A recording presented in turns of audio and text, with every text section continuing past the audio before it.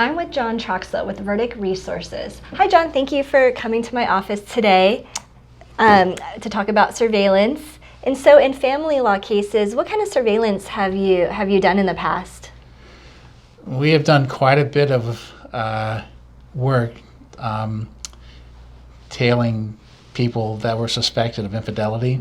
So if there's one of the spouses think that somebody is stepping out, then one of the ways we can get some evidence on it is to set it up to where that spouse leaves town and provides an opportunity, and then we can follow them for a couple days to see if they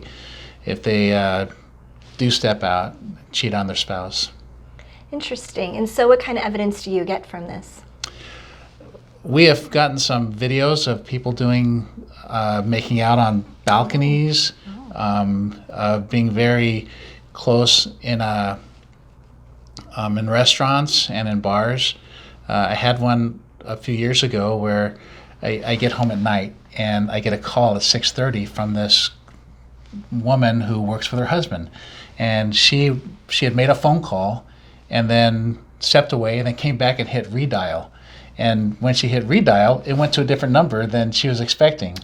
So her husband was going to go out with some of his old frat buddies that night, but it was to this real kind of swanky sushi place down in Hollywood that her husband wouldn't go with his buddies. Yeah. So she suspected something was up. So she called me up. I was all ready to watch American Idol that night with my daughter, but it was a referral from a good, solid client that I've had for years.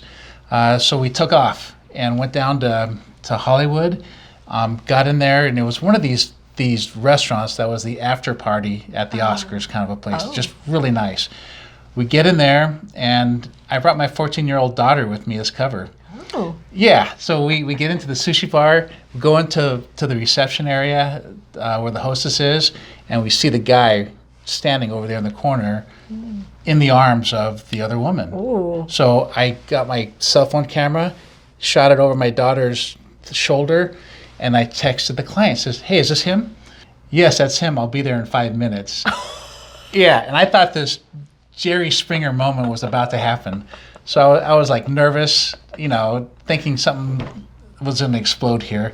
So I go, we're at my daughter and I are sitting at the sushi bar eating, and the other couple are seated maybe 20 feet away, and we see the client come in, and she walks over and stands behind her husband and just taps him on the shoulder.